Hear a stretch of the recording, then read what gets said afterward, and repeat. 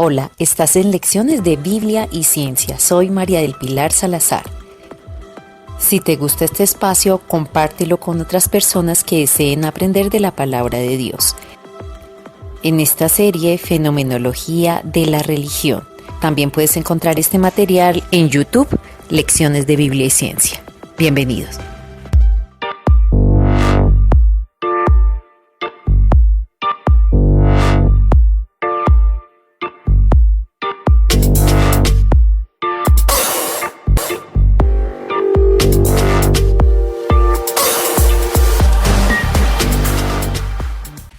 La actitud religiosa del hombre.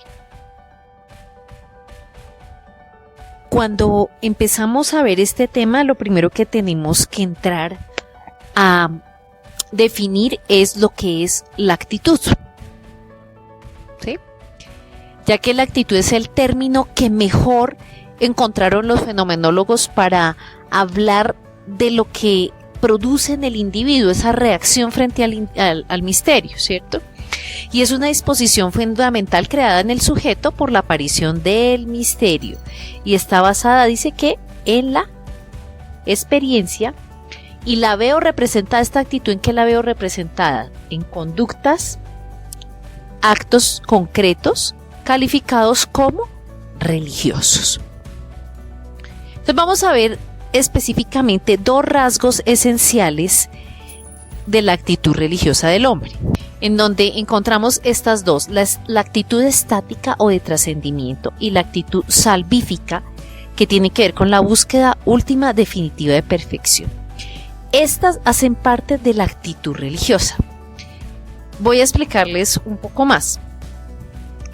Cuando hablamos de esta primera, la actitud de éxtasis, incluso hoy en día se habla de una droga que la catalogan como éxtasis, pero realmente el término de éxtasis viene del campo de lo religioso y no tiene que ver con nada que quede quieto. Al contrario, el éxtasis es un momento en el que se trasciende, tiene que ver mucho con todo lo que llamamos la experiencias religiosas, experiencias incluso místicas.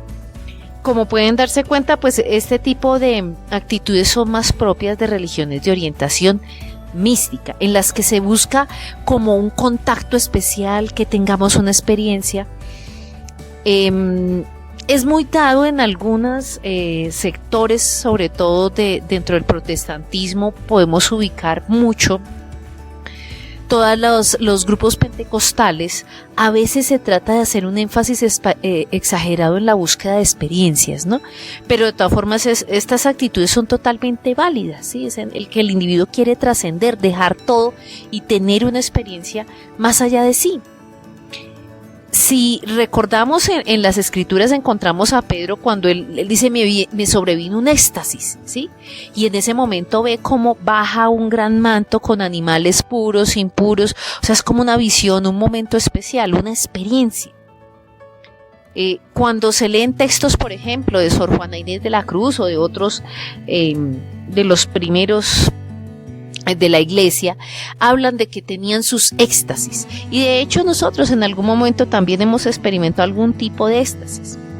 Mientras que se habla de la actitud salvífica, esta tiene que ver más con la búsqueda diaria, con el camino diario de salvación. Entonces ya no es tanto la experiencia, sino la vivencia, esa vivencia diaria, el camino diario. Y de hecho esto es lo que por lo general enfatizamos más las religiones de orientación profética, porque la vida religiosa es más bien todo el caminar diario, el ser un ejército, el formarse, pero pues obviamente no quiere decir que no tengamos ni de lo uno ni de lo otro. En nuestro caminar diario tenemos ambos aspectos. Ese aspecto estático, o sea, del éxtasis, que tiene que ver con trascender, está dada por el impacto del carácter supremo y trascendente del misterio, diferente a todas las relaciones. El hombre no es el centro de la relación, el centro de la realidad suprema. Es cuando, como dicen, nos desconectamos. Yo quiero tener un contacto con Dios, no me importa nada, solo estar cerca a Él. Esos momentos también son muy importantes para el creyente. para otras religiones pues lo que buscan es precisamente trascender esas realidades, ya despojarse y entrar más bien a ese contacto con Dios. Y también habla de una impresión de la realidad que la caracteriza. En una de las películas basada en la novela de Carl Sagan, Contacto, no sé si algunos de ustedes las han visto, se las recomiendo, y sobre todo porque en Fenómeno Religioso hay algunos aspectos interesantes. En esa película, al final de toda la experiencia, la doctora Arroway, que es una científica absolutamente atea, que tiene la oportunidad de ir al espacio, cuando vuelve, muchos la increpan y le dicen, tráiganos las pruebas de que sí estuvo en el espacio, pero ella no puede traer sus pruebas. En ese juicio, que es muy interesante observar, ella dice, venga, yo no puedo probar que estuve allí. Y muchos de sus detractores dicen, ¿pero por qué? Porque si no tiene pruebas, entonces niéguelo, es que no hay nada que lo demuestre. Y efectivamente ella no tiene pruebas, pero dice, lo que yo viví, ¿quién me lo quita? No soy capaz de negarlo porque todos mis sentidos me dicen que sí sucedió. ¿Y por qué traigo a colación ese ejemplo de esa película? Porque así pasa con nosotros y con el que ha vivido una experiencia de tipo religioso y ha sido impactada por ella. Porque esa realidad es tan profunda, pero a la vez es tan trascendente que a veces no es fácil de probar que se tiene, pero no podemos negarla porque lo que usted ha vivido con Dios, lo que ha vivido en su experiencia, ¿quién se lo va a quitar? Entonces por eso se habla de una impresión de la realidad que la caracteriza. Logra tener ese trascendimiento del sujeto que se siente cerca, ¿cierto?, a su creador. Y por más que todo el mundo trate de negarlo, así no haya pruebas, él lo ha vivido y no le puede quitar lo que ha vivido. Entonces ese es lo que tiene que ver con el aspecto de trascendimiento. Eso implica también, mire, que hay consecuencias. Cuando se trasciende cambia, ¿cierto?, el conocimiento, la forma de pensar. Implica también una voluntad del hombre que produce ese amor a Dios o a lo que considera trascendente, o sea, porque es tan impresionante, dice, la trascendencia no es simplemente la proyección sobre un absoluto ideal de los deseos, las aspiraciones y los ideales del hombre, sino que se tiene de verdad una relación. Y en ese acto religioso, ¿cierto?, no se parte solo de las necesidades del hombre, sino que él se da cuenta que necesita algo más y se encuentra con la fuente de sus deseos. A muchos nos ha pasado que en algún momento dado buscamos o miramos y decidimos levantar nuestros ojos hacia el cielo. ¿Por qué? Porque teníamos algún momento de necesidad o buscábamos solucionar algún problema. Pero resulta que cuando llegamos y nos enfrentamos a esta gran realidad, incluso independiente de que responda a ese primer impulso que nos lleva a buscarlo, nos damos cuenta que Él es la fuente de todos los deseos. O sea, supera cualquier necesidad natural. Y eso es el misterio, ¿cierto? Es una realidad que todos vivimos, ¿cierto?, que nos hace buscar ese deseo. Entonces, ya hablamos del primer aspecto, que tenía que ver con el aspecto del trascendimiento, ¿cierto?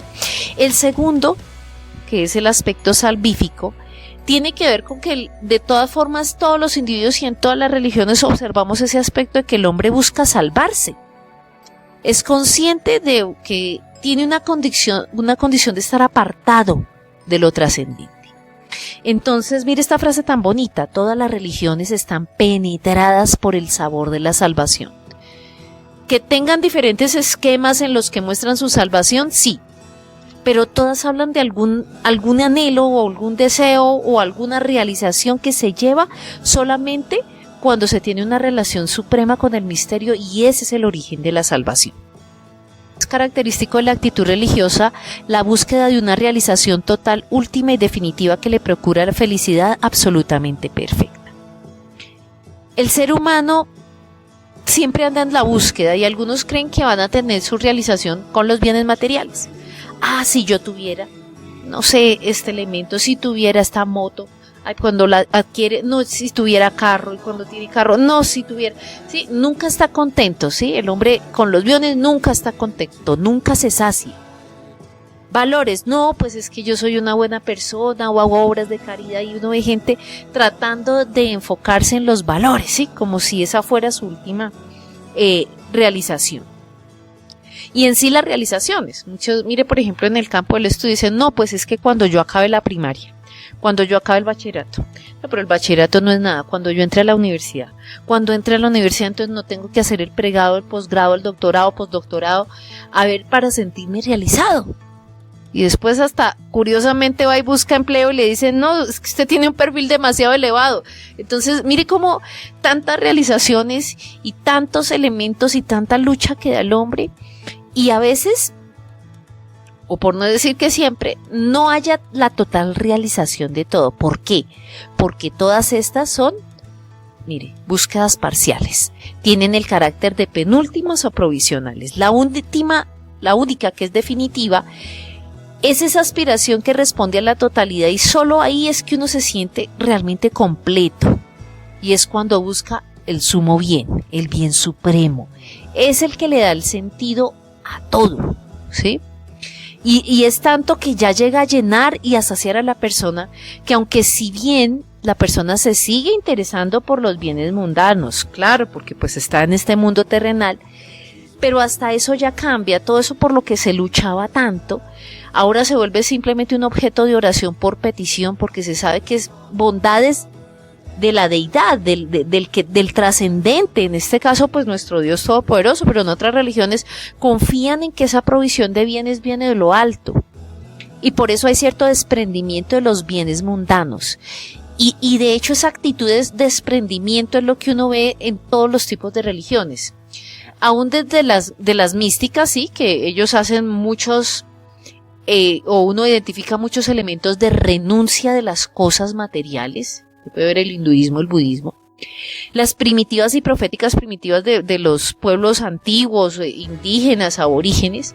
Entonces dice, la salvación no es liberación del mundo, pero sí hay un sentimiento de absoluta dependencia, o sea, dependen de lo que la divinidad les diga, les mande, el agua, sí, todo depende de él.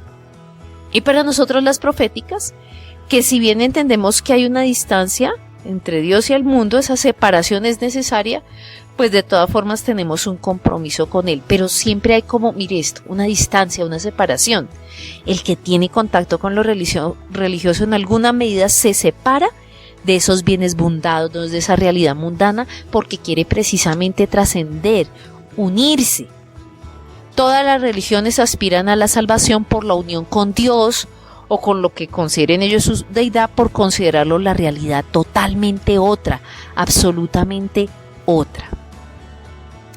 Y mire esta novedad que surge en todo este aspecto, dice, frente a la realidad totalmente otra, hay un tema muy, muy trascendental, y es precisamente la separación, pero esta sí es la separación total, y es la vida después de la muerte, que es vista más que una simple continuidad de esta vida, y uno ve que es la idea de inmortalidad es común a todas las religiones auténticas, ya que lo llamen que es un cambio de estado, o que llegan al nirvana, la resurrección, la inmortalidad como con lo divino.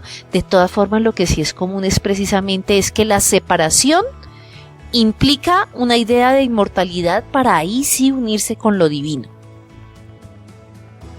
Ninguna religión promete liberación de las dificultades, saben que aquí va a haber obstáculos, pero si hay un anhelo de una liberación última o definitiva, eso es lo que consideran como la salvación religiosa, que en alguna medida es un don que viene de lo alto, ¿sí? Y se identifica como ese tipo de respuesta.